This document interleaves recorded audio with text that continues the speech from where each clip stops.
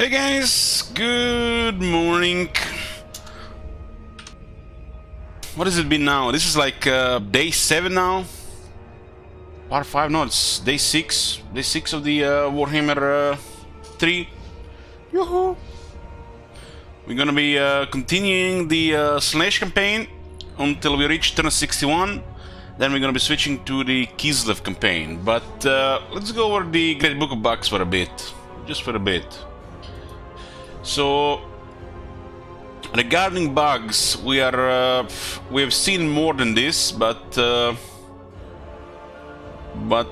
is, we have to, know how they happen, some of them, or we can just, mention what happened, and also confirm the others. And of course, this is like personal stuff that we have seen so far with just Kislev and Slash. So, campaign movement, the range buff don't work on heroes, listed as followers. Stuff like strategy kills the coaster, it's bugged, doesn't work. And well, we added, guys, this music. Every time this music plays, you know what I'm feeling? I'm feeling the Yuri switching to the dark side. I feel like this soundtrack was created with that in mind. So if you missed the prologue, you definitely missed out. This part of the soundtrack just sounds to me Yuri switching to the dark side. Embracing chaos. So number 2, supply lines bug. Upkeep increases stays with the fewer armies, so even if you disband some lords, the upkeep bug is gonna be there. The only way to fix it if those lords get killed, which is inconvenient, and just the thought of it is tedious. If it's convenient in the way, like the lord has movement and you can get rid of it if you don't need it, I guess, it's a thing. Our first 2 defeats in this game in 100 battles in nearly 70 hours were to suiciding 1 lord. First battle he didn't die, second battle died. That was the first 2 defeats to a bug, fixing a bug. Third defeat was a minor settlement which we just, pillage and abandon. So some buff highlights are bugged. Yellow and green bar buff shows no as base stats, so there is no indicator that some abilities are buffed, some stats are buffed. So it will show as a base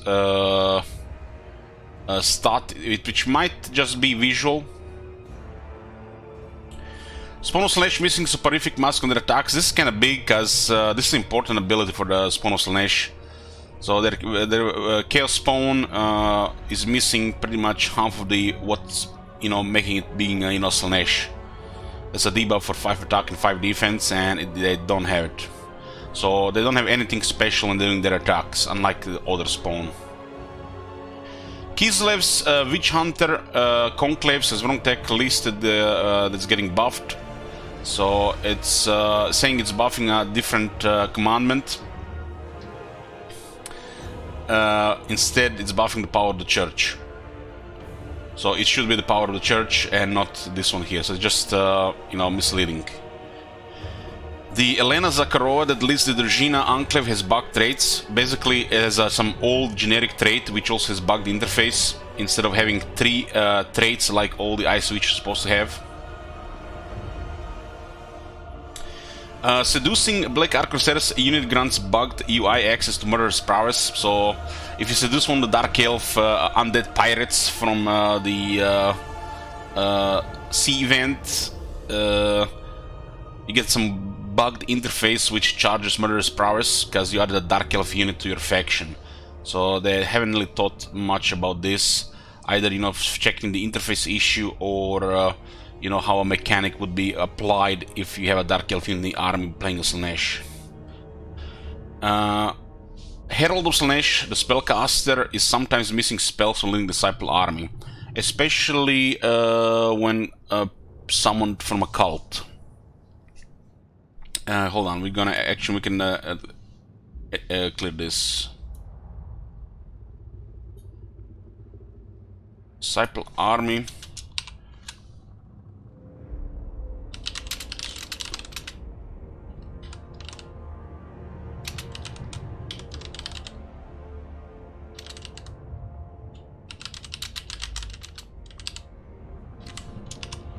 Yeah. Hello Slanesh, spellcaster sometimes missing spells from leading a disciple army, the ones from cult building that spawns army. Okay. So it's a spellcaster, has no spells. While the ones we spawned with our armies, which actually been quite nice, it looks like it's definitely one of the strengths of Slanesh, getting those extra armies. They do have spells. The Veil of Creatures, the Slanesh landmark, +3 to recruit ranks of demonettes part doesn't work. So we found finally an exciting landmark with Slanesh. And the upkeep reduction works, but +3 to ranks faction wide does not work. Would have been really nice. This is things that give you an edge because it's an important unit to Slanesh. So this is a big one here. Been bugged in the game for 5 years now. Long-term partnership values and trade are bugged, stop working or never start working. So the things that's supposed to make trade lucrative over time and you know, things that make you coexist with other factions does not work. Sometimes it will work, but it also stops working randomly, and sometimes doesn't even start working, like it says here. Also, resource values are off sometimes. They start dropping in value for no reason, which might be bugged as well. As per Rome 2, Attila, and even Shung 2, which use the same system, they would increase in value as campaign goes on making trade and coexistence with other factions a thing. So, like I said. So, the resources are supposed to be inflated, how they create this system. And it worked fine for the most part. At some point in Warhammer 2 it started bugging out. The resources would just change in value randomly and for no reason. While as you play the game there's more and more gold, and trade is supposed to be more valuable as you're keeping a long-term partnership with trade. So two things that make trade should make trade better, they're bugged in this game and in Warhammer 2. And number 11, this is actually kind of big bug. That started happening in the Slanesh campaign. During the turn, for some reason, sometimes the whole player faction gets put into fog of war and you can't see anything. Everything gets hidden. You can see the position of your settlements and you can see the position of your lords and heroes, but they're in fog of war. Can't even click on your armies or agents outside lists. This is a pretty big bug. Something bugged in this campaign with fog of war. It could be related to vassals. This happened twice now that we noticed. The only solution is if you have characters or armies in the area, if you move them a bit, which is super inconvenient because this is unrealistic, you can't be everywhere. That's the only way to fix it. Are you forgetting everlasting? I'm not forgetting anything, I'm just putting things that have been confirmed. I have not really confirmed that, and since we're not going to be researching, I can't confirm shit. Regarding issues, features and oversights, I removed the one regarding instant item swapping because I have mixed feelings about it. I wouldn't say it's an issue in the game. It feels like just a super convenient feature in the game. It's kind of growing on me, but I still think having things on one turn cooldown would be better. But you know, it's the part of the game, state of the game, so yeah, it's just I feel like my opinion in that regard. So here comes some of the big stuff. Like we said, indecisive AI sieges moving around and not fighting while getting engaged. This seems to be especially an issue when they don't have a massive army. We had a massive siege against the Empire. They had nearly 40 units in the city. It was raining arrows. It was raining damage. And it seems like exactly what I said when we watched that siege months ago. That the way to make the AI look better is to give them more units, massive garrison. The less units they have, the worse they're gonna look, because there's too many things to do in a siege, especially with multiple sides.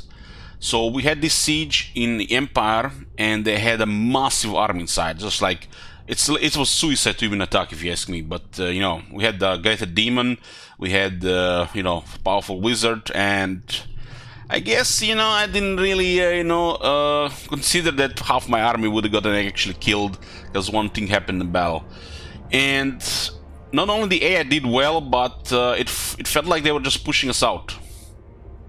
So if they had like 14 units in the city, it looks very good. If they have 12 units in the city, it looks terrible. They're literally relying on towers and stuff in that regard then.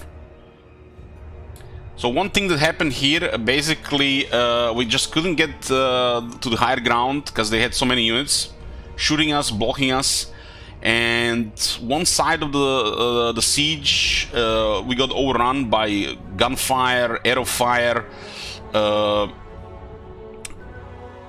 cavalry that arrived, heavy cavalry, and multiple characters. And basically, at that point, nothing you can do there. You cannot pull out because your demons. The moment the demons start crumbling, they will get banished. They will disintegrate. And we lose like a chunk of the army there. And that looked like a very good move from the AI. You know, it was definitely reckless to even attack something like this, but it's nice to see if they have a large, very large army in the city, the AI does way better. Like I said, if you can make the AI better, just make it look better. And by adding those extra garrison units, it makes a difference. Instead of fighting AI trying to force move through enemy units to get to objective, getting killed in the process, yeah, that's a thing at all times in sieges. We have seen it especially in that small battle with against the Empire. We are basically guarding the objective and we are fighting pretty much at the edge of it, and they are trying to push to our units and not even fight. As they push a little bit further in, they then start fighting. They take like massive damage in the process. It's not as bad as it was in Rome 2, but it's still bad at some times. The AI will sometimes suicide a couple of units trying to do this, and in some battles it might make the difference between trivial battle and a seriously, you know, hardcore battle. The trade system, they botched it totally in this game. That's probably the thing that's been botched the most. There's literally poor generic traits and next to no unique traits. Not even the exalted demons get a unique trait, which was a big disappointment. The whole trade system Warhammer 3 has been botched. Probably one of the worst things regarding stats and everything in the game. It's like I said, it's too weak and boring. It's uninspired like most of the technologies and some of the skills. Technology, you know, we could get around with that. You know, it's like they suck at the meta game and they give us a lot of shit stuff and some good stuff. But once you figure out what's the good stuff, there's literally nothing exciting opening a technology screen at that point. Yeah, pretty much that. Another one of the big issues we've seen so far, a balance of power and auto-resolve is way too punishing, even for the smallest battles. I'm not even talking about here, you know, auto-resolving battles where they have 10 or more units, or actual battles that you want to fight. I'm talking about stuff like where they have 3, 4, 5, 6 units. It is beyond ridiculous how bad it is. It is literally made to punish the player and eat your time. The most trivial battles cause massive casualties. This is like the old system. It really does feel like the nearly 3 years of improvements over Warhammer 2 with the janitor teams, intern teams, other teams, historical teams. They have zero communication with people that actually worked on the big game. I don't know. I don't know why they've discarded all this hard work. It's most of it good. And they went, you know, 3 steps back. And now we're gonna have to wait years until they fixed again, fixing the same problems that got fixed in the past. It is. I don't know. It feels like it's almost like a disaster.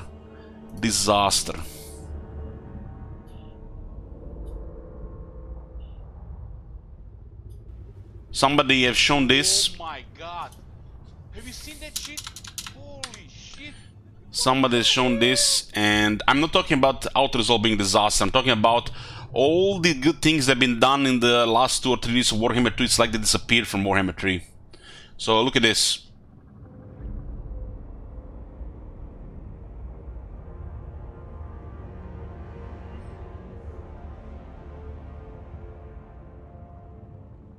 I'm not really sure if this is some kind of joke, but yeah. The original one was pretty much just the Archlector of the Empire.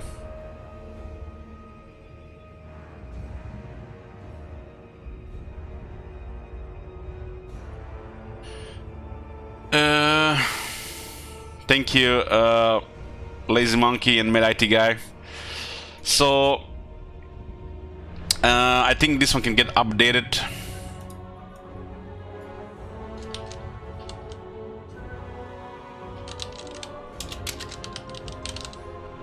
All of the Slanesh chariots.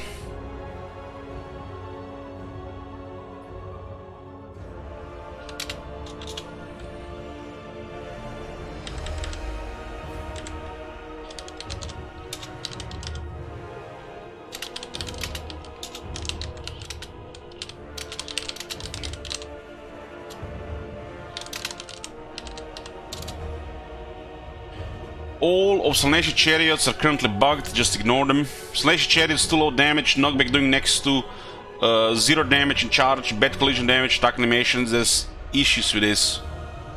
And it's just disappointing because their models look amazing.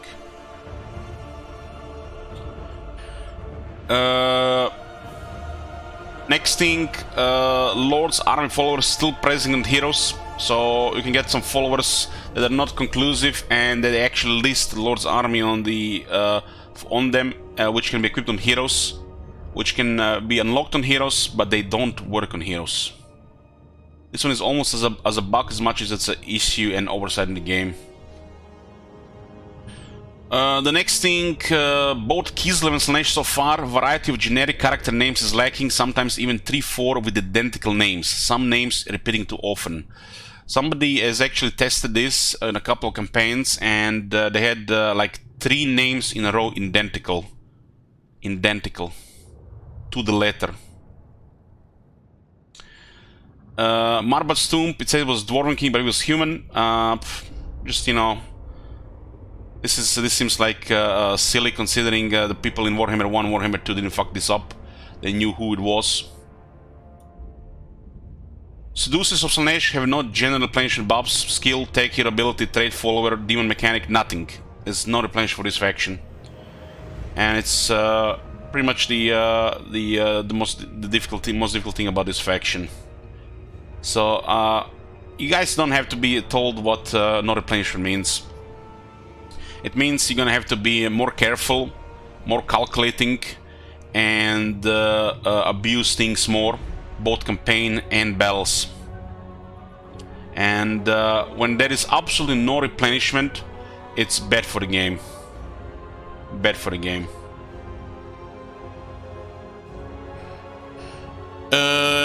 This is regarding movement range. Movement range percentage has been misleading. The percentage really should not be a thing anymore, so we see the actual points. The percentages pretty much go on the base value of 100, while all the buffs are added to that. So percentage per movement has become very misleading, and it should just be removed, and they should just all be flat points. You start with 100 flat points, 25 to ambush, 50 to encamp. Pretty straightforward. Extra movement points just add to it, like it is right now. It's always really being like this, but now that we actually can see movement points, percentage is just misleading, and I feel like a lot of people are still going to try to move with percentages and not really figure out that the movement points exist now visually, so you can plan better. Training, hero ability, too weak. The training has been dog shit since day one, really. Since day one, and I don't know how they don't do anything about it. It is so underwhelming compared to everything else. Like, you add replenishment to the army, for fuck's sake, Patriarch gives 17% replenishment to Kislev army. That is ridiculous. You literally can play costly battles, and within one turn or two, you're fully replenished. Usually, you have to travel in between for multiple turns anyways. Meanwhile, Slanesh will not replace from point A to point B, and you have to do battles all the time. So, some hero traits are just crazy, while some are just dog shit. Training being like on one side of the spectrum, and campaign movement range and replenishment on the other. And then in the middle, you have stuff like post-battle loot and scouting. while the training is like the absolute worst hero ability in the game that really does next to nothing. My suggestion for the training is to add some minor replenishment to it. 2% base, and on each rank of training +1, +2 and +3, which would make the training on a final rank give you a little bit experience, which goes okayish with the bell skill. And since there's some replenishment attached to it, which will be a total of 8% replenishment, that's not even half how much a real replenishment hero gives, would make things better for the training and for the factions that are stuck with arbitrary decision regarding what hero abilities have been assigned to their faction, because not every faction has assigned all hero abilities and has that many variety of the heroes. Number 12 is the 4 towers. Some of the 4 towers have ridiculous damage. The damage is listed there, but what it seems like, it almost like the same projectile hits the single entity multiple times. Like the single entities get really deleted by these towers.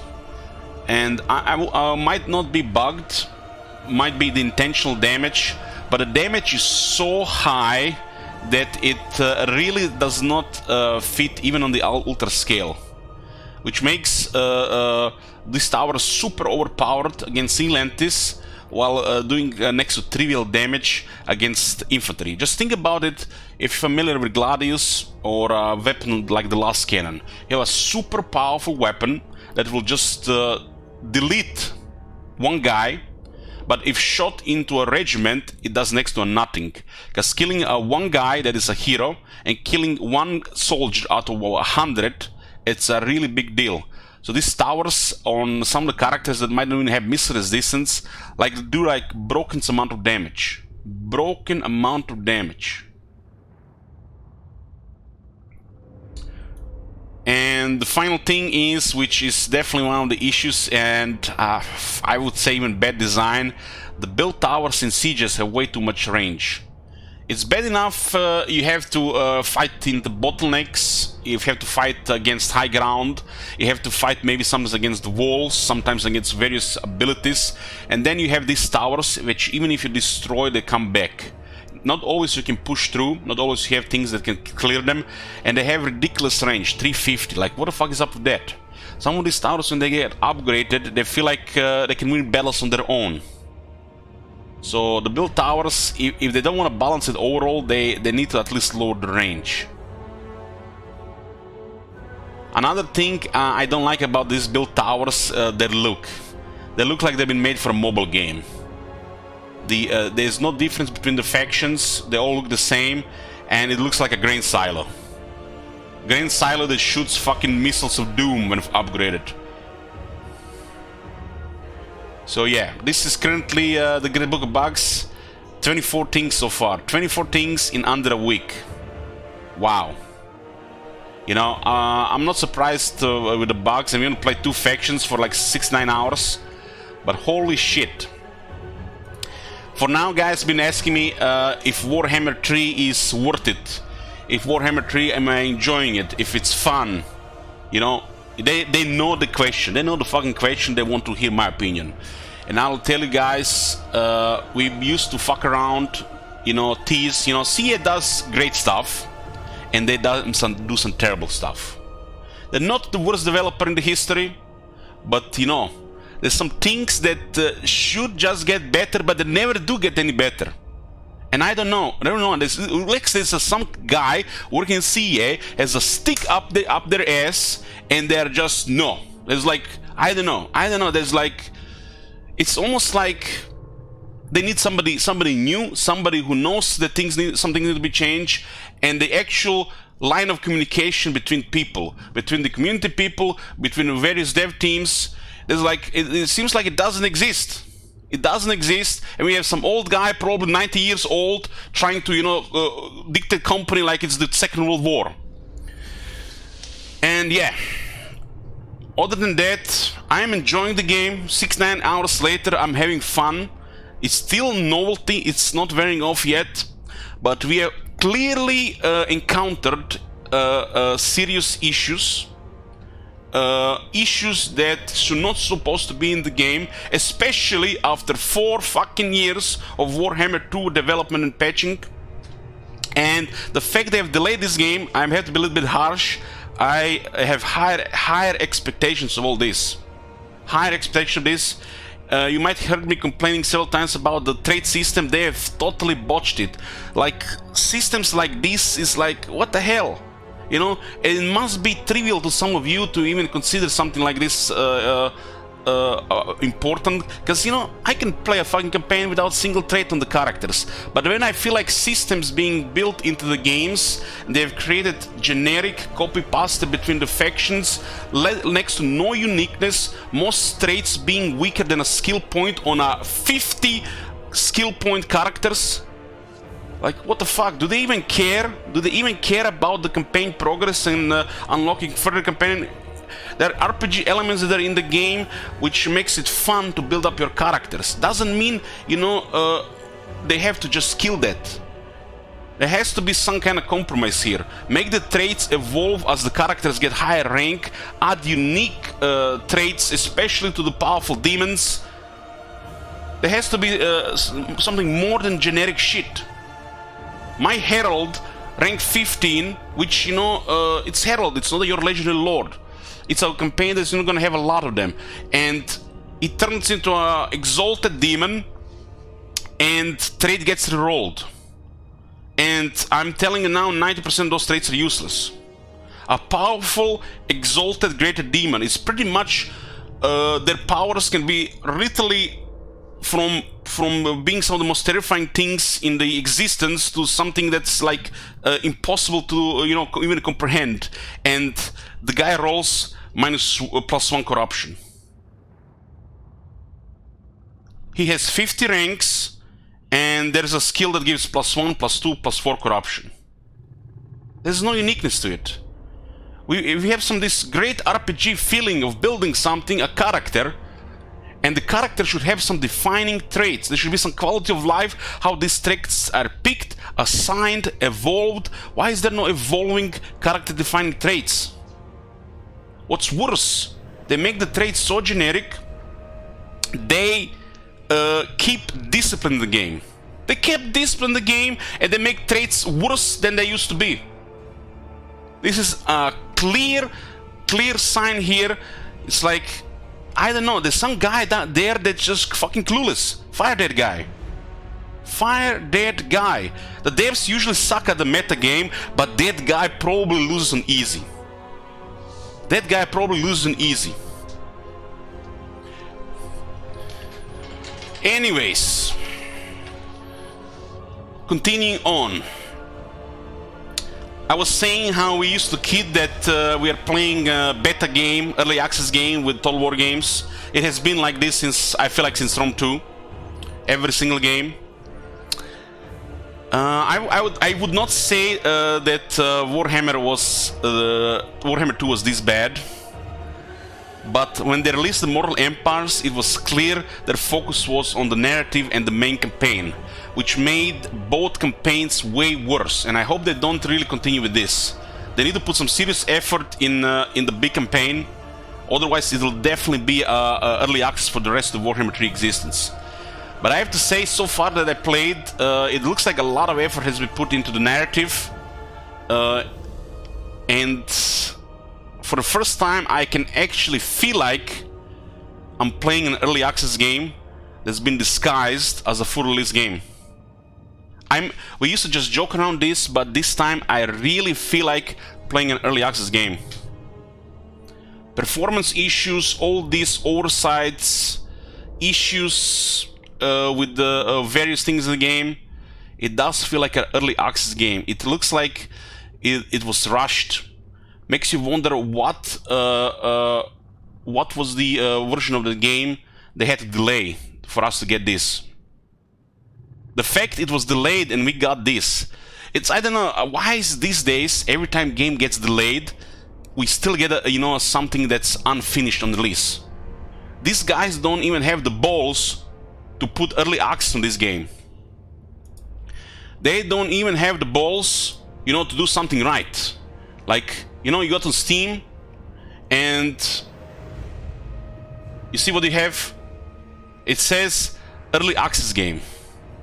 When you go to Warhammer 3, it should say exactly the same thing. Exactly the same thing.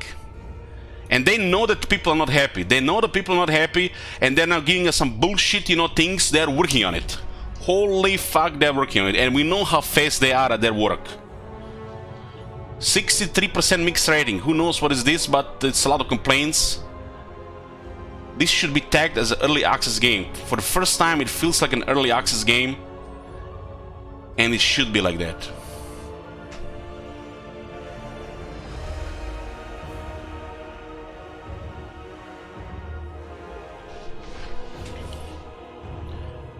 So guys, if you ask me if the game is worth it, if you should buy it, if you don't mind playing an early access game with issues, go ahead. Just go ahead. There's definitely some great stuff, there's definitely some potential, and there's also a lot of bad stuff. We haven't really played a very long campaign or finished any of the campaigns, but 6-9 hours in, 2 factions, 50 turns, this is what I can tell you.